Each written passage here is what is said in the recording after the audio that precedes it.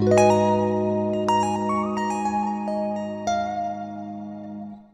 Crow is a graphic novel series first created by James O'Barr in 1989, and it tells the story of someone losing to an injustice, then rising back up again from the dead to right the wrong that has been done to them and to someone that they loved. There have been many Crows over different stories. Think of it like the Green Lantern Corps, but if they only consisted of goths that exclusively shopped at Hot Topic. In 1994, there was a fantastic movie adaptation of the most popular Crow of them all, the rock star Eric Draven, played by the late and great Brandon Lee. On Devil's Night, which is the night prior to Halloween, a couple were horrendously murdered. A gang of criminals broke into their home when Eric was away. They abused his fiancée, Shelley, and when he came back to find her all beaten up, they stabbed and shot him. Neither Shelley nor Eric ever stood a chance against them, but it was Eric who had to bear witness and watch as they slowly killed her off, the love of his life. And the thing that makes it more depressing is how their wedding day was planned on Halloween, the day after their tragic deaths. A year later, the folktale takes place. Eric's pain and guilt were strong enough for a crow to carry his soul from the land of the dead and bring him back to carry out his revenge and deliver justice to those that go unpunished. Coming back from death, Eric is immortal and invincible as long as the crow remains unharmed. But if it dies, its companion is fully vulnerable and can die a second time.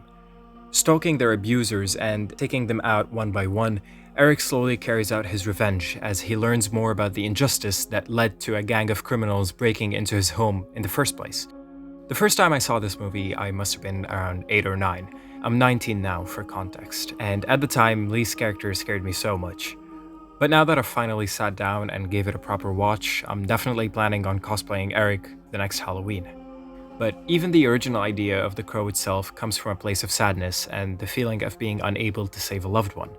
The creator of the series, James O'Barr, experienced the tragic loss of his fiancée when she was hit in an accident by a drunk driver.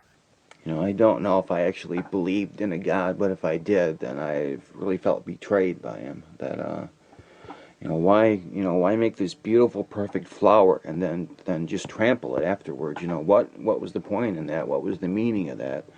I almost felt like I was being punished, like I had finally been shown this thing and allowed to hold it for just a moment, and then it was taken away, just as, like a bitter joke, and I lost my faith in human nature for a while there.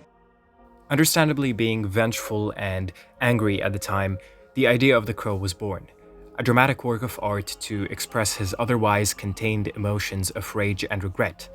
It's an extremely melancholic look at the origin of this beloved cult classic, but at the same time, we have to understand that O'Barr never had it easy growing up neither, and then having that one person he truly loved the most being taken away from him in the blink of an eye, it broke him as a person. But with that sadness that felt like the end, also came a new beginning. James had found success in his story, saw it get turned into a Hollywood blockbuster, and even won awards for it, all in the span of a few years.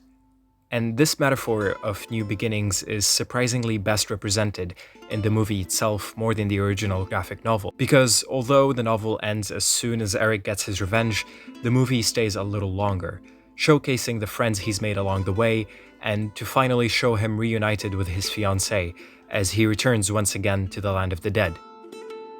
A lot of people are going to brush this off as another edgy and overly brooding story of revenge. And although The Crow is that partially, it's also a story about a never-dying love and what that looks like. Coming back from death and having a second chance to help those living and avenge those who remain dead, death in of itself is a big concept to ever fully grasp. And this idea of redemption for the dead doesn't just work on the level of the story itself, but in real life as well. It was what motivated James to continue living on and leave his self-destructive habits, not just to remember his fiancée, but to also live as she would have loved to see him live, fulfilling his dreams and succeeding. And throughout this entire story, that part especially sticks with me the most. To not give up even when life seems darkest, because at the end of that tunnel will be a light. And it can't rain all the time, because eventually the sun will rise back up.